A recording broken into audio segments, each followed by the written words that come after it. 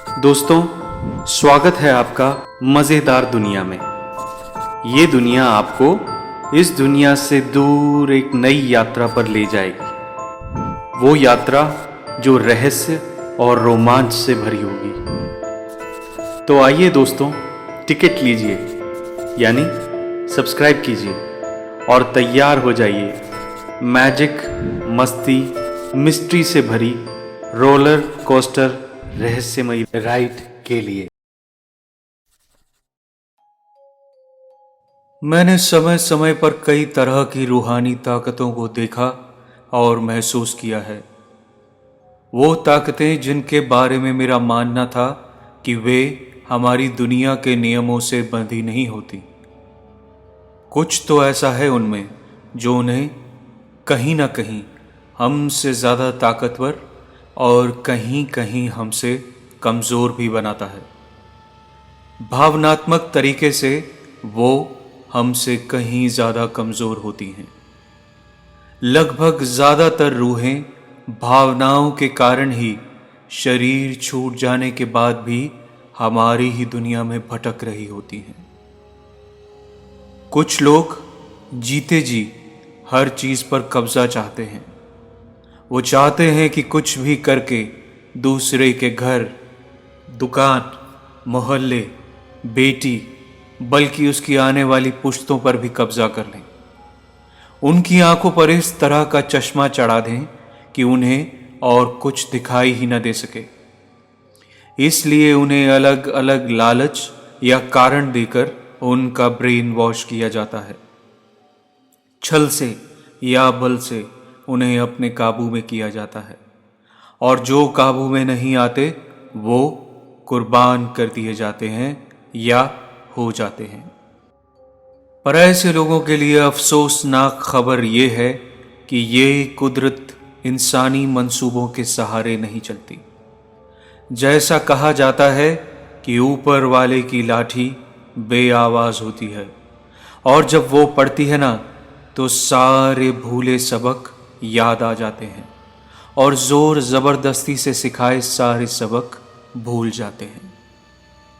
दोस्तों, मेरा नाम रेशमा है और इस बार बदकिस्मती से मुझे मालूम हुआ एक ऐसी ही रूहानी ताकत के बारे में जो कभी इस शरीर में थी या नहीं मैं नहीं जानती, पर इसका वजूद कुछ ऐसा था जो इस दुनिया का होते हुए भी साथ ही साथ इस दुनिया से बिल्कुल अलग था।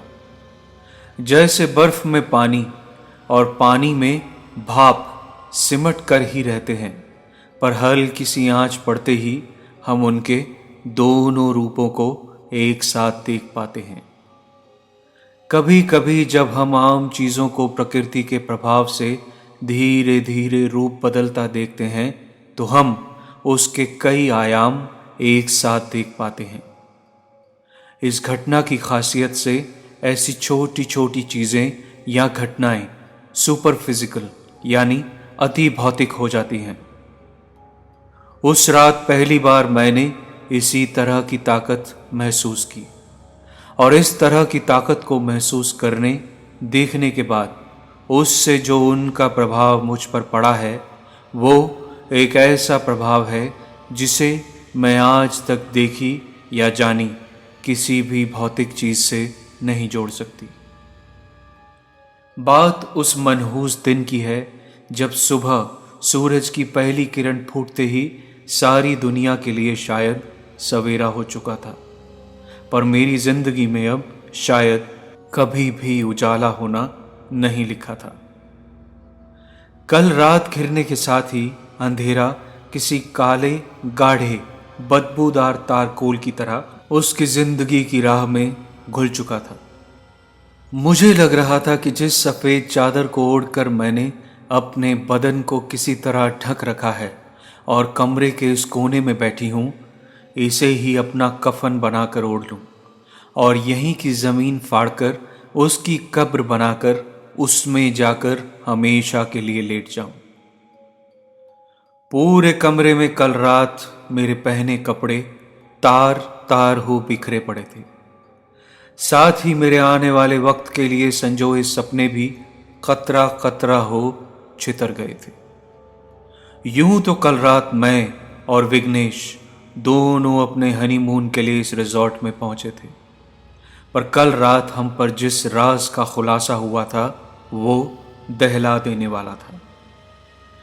पिछले हफ्ते ही शादी होने के बाद कल शाम जब हम दोनों इस रिजॉर्ट में पहुंचे तो खुशी के मारे मैं लपक कर विक्की से लिपट गई थी। पर पिछले कई दिनों की तरह विघ्नेश ने झट से मुझे खुद से दूर कर दिया था। मुझे विघ्नेश का ये बर्ताव बिल्कुल समझ नहीं आता था।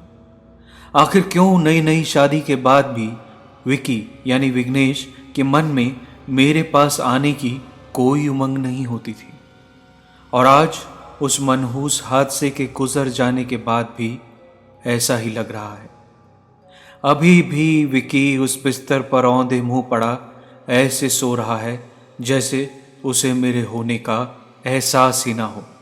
कल देर रात भी थकावट का बहाना बनाकर विघ्नेश इसी तरह करवट लेकर मुझसे थोड़ा अलग होकर सो चुका था। मेरा बहुत मन था कि विघ्नेश कुछ रूमानी बातें करता, थोड़ा पास आकर इन लम्हों को कुछ अलग बनाता, पर इस तरह का रूखापन मैंने अपने ख्यालों में नहीं सोचा था। अपने इन्हीं सवालों में नए सवालों को तलाश करती मैं उस अनजाने कमरे में लेटी बाहर से आती हल्की रोशनी में मेरे अकेलेपन के साथ ही उस कमरे को पढ़ने की कोशिश ही कर रही थी कि हौले हौले से कब मेरी पलकें भारी हो गईं मुझे मालूम ही नहीं चला। देर रात उनींदी सी हालत में ठंड बढ़ जाने से मैंने मेरे पैरों के पास रखी सफ़ेद चादर खोलकर खुद पर कब ओढ़ ली मुझे मालूम ही नहीं चला। उसके बाद ज़्यादा गहरी तो नहीं, पर हल्की सी नींद तो मुझे आ ही गई थी। जाने क्या वक्त रहा होगा कि अचानक मेरी नींद कमरे में फैल चुकी सफ़ेद रोशनी पर पड़ी। इसके साथ साथ हल्की हल्की आवाज़ें भी आ रही थी। मेरी नज़र कमरे में घूमी तो जाने कैसे कमरे में लगा टीवी अपने आप ऑन हो चुका था।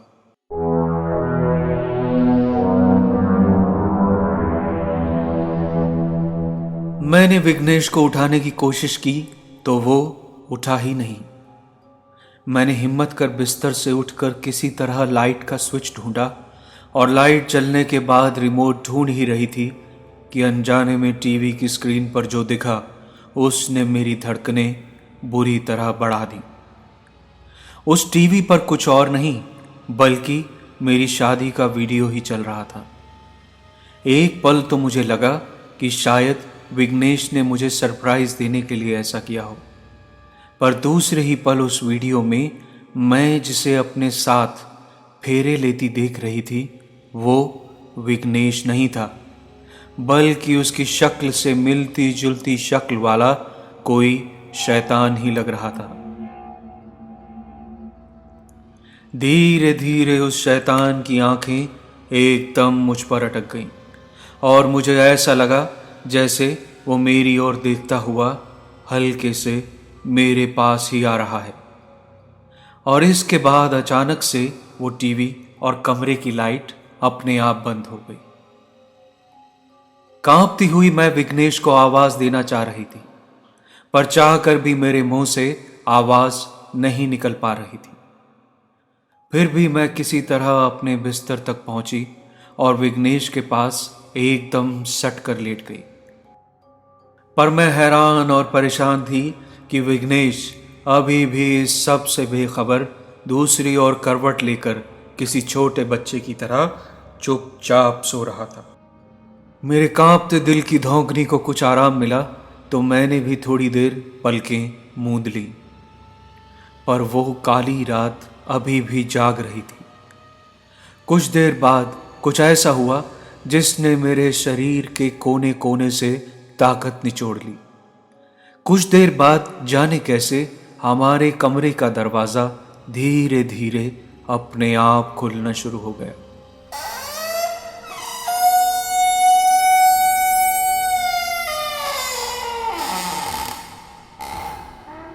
दरवाज़ा धीरे धीरे खुलता रहा और आंखों पर काफ़ी जोर देने के बाद आखिरकार मैंने कुछ इतना भयानक देखा कि मेरे विवेक और आत्मविश्वास ने एकदम मेरा साथ छोड़ दिया। घबराते हुए मैंने अपना हाथ अंधेरे में विघ्नेश को जगाने के लिए बिस्तर पर दौड़ाया, पर उस बिस्तर पर कोई नहीं था।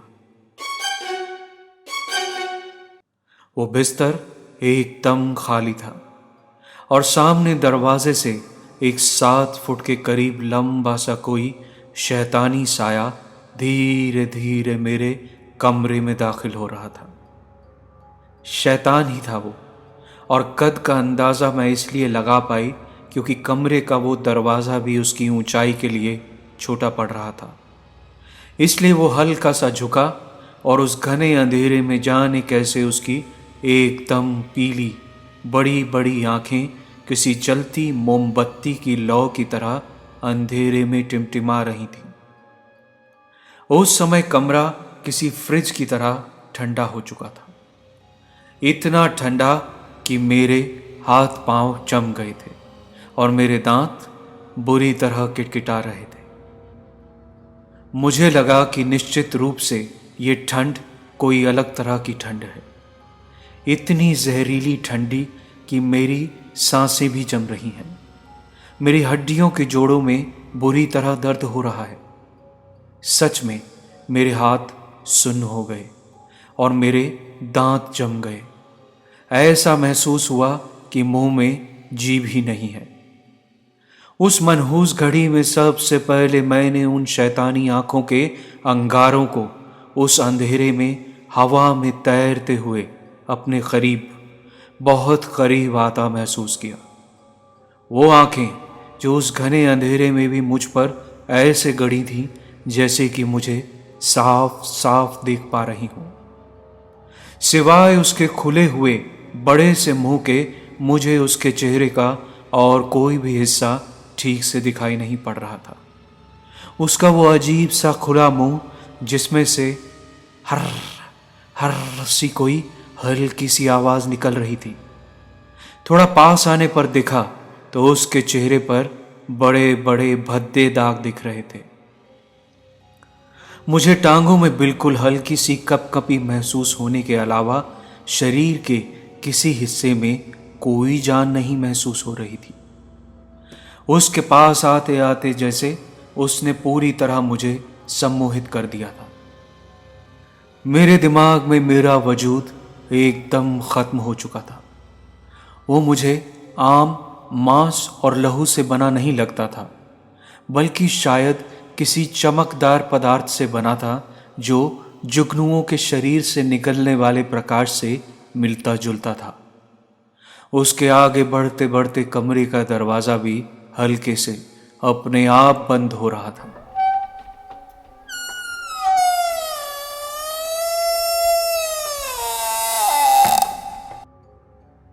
वो आकर सीधा मेरे बिस्तर पर मेरे एकदम पास लेट गया, पर धुएं से बनी किसी आकृति की तरह उसके चेहरे और शरीर में हल्के हल्के बदलाव हो रहे थे। ऐसे ही किसी बदलाव के दौरान मेरे चेहरे के एकदम साथ लगा उसका चेहरा धीरे धीरे बदलता बदलता एकदम विघ्नेश के चेहरे से मिलने लगा था। पहले उसके शरीर से आती अजीब सी गंध अब धीरे धीरे किसी खुशबू में बदल चुकी थी। मैं अपना आपा खोते चली गई और उसके बाद जहाँ तक मुझे याद है उस नशे की सुरूर हालत में मैं खुद भी उसकी तरफ खिंचती चली गई थी। उसके बारे में एक अजीब बात यह थी कि उसका जिस्म मेरे ऊपर होते हुए भी मुझे किसी तरह के बोझ या दबाव का एहसास नहीं हो रहा था। ये पूरा वाकया बहुत ही अलग तरह का था। इतना भद्दा दिखने के बावजूद उसका स्पर्श किसी मखमल की तरह था। उसका शरीर रह रहकर अपने आराम के हिसाब से खुद को बदल लेता था। कभी मुझे महसूस होता कि उसके कई हाथ मेरे बदन को यहाँ वहाँ से छू रहे हैं और जहाँ जहाँ भी वो मुझे छू रहा था वहाँ से मेरा दर्द और थकान मिटती जा रही थी। कभी वो मेरे बालों को सहलाता और कभी मेरे गालों पर अपनी उंगलियां घुमाता हुआ धीरे से मेरे होठों को रह रह कर चूम लेता। मुझे लगा जैसे मैं कोई सपना देख रही हूं।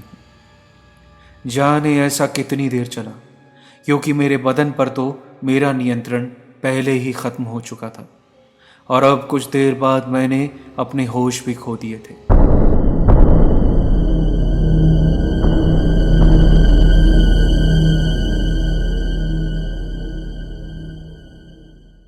सुबह कोई 4 या 4:30 बजे होंगे कि मेरी आंख धीरे से खुल गई।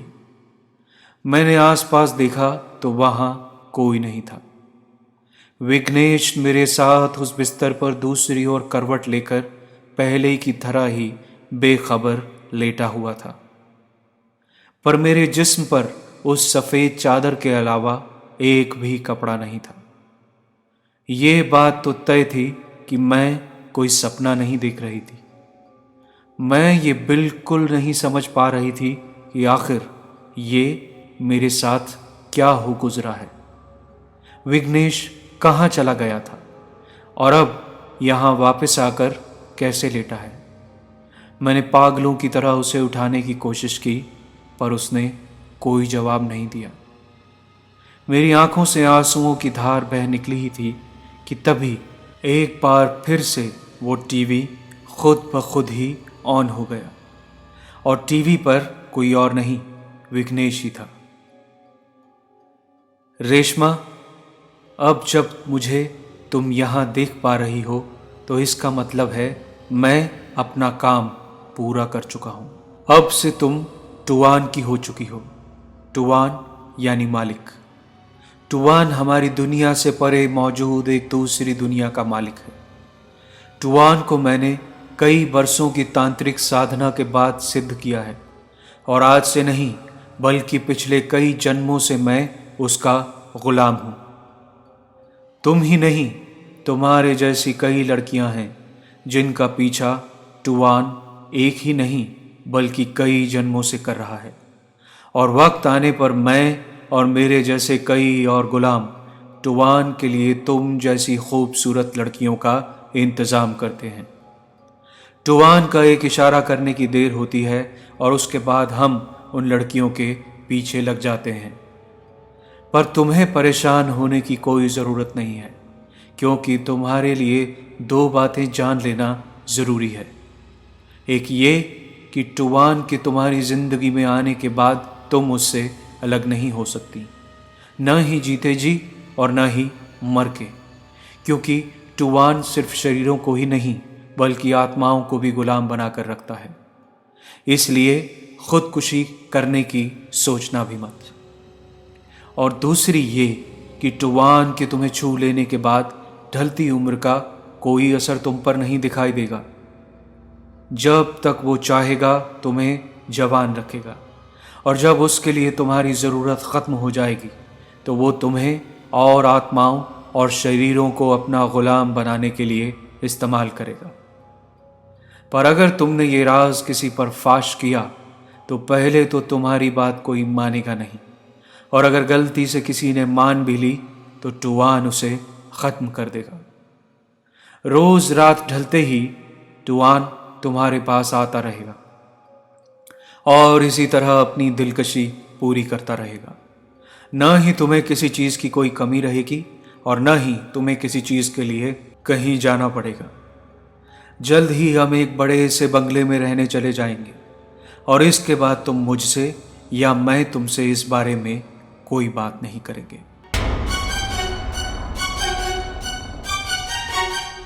इसके साथ ही वो टीवी अपने आप बंद हो चुका था। विघ्नेश से मुझे नफरत सी हो गई थी। काफी देर उस बिस्तर से उठकर मैं जमीन पर बैठी उस कमरे में बिखरे कपड़ों के टुकड़ों को देखती रही। इसके बाद हिम्मत कर उठी और अपना बैग खोला तो उसमें कई नए कपड़े और सजने धजने का काफी सामान रखा था। न चाहते हुए भी मैं नहाकर तैयार हुई और कमरे में वापस आई ही थी तो वहां विघ्नेश सोफे पर बैठा चाय पी रहा था। मेरा मन हुआ कि उसका खून कर दूं। मैंने उसे गाली देने के लिए अपने होंठ हिलाए ही थे कि वो बिल्कुल एक दूसरे से चिपक गए। और ऐसा उस सुबह ही नहीं, आज तक जितनी बार भी मैंने उससे या किसी से इस बारे में बात करने के लिए किया, मेरे होठों ने जवाब दे दिया। चिट्ठी लिखना या कोई और साधन कभी काम नहीं आया। हालांकि मुझे किसी चीज़ की कमी नहीं हुई, पर आज तक मैंने अपनी जिंदगी किसी सोने के पिंजरे में कैद चिड़िया की तरह बिताई है। आज भी हर सांझ अपने आलीशान बेडरूम में बैठी मैं यही कहती हूँ कि कुछ भी हो जाए पर रात मत आना।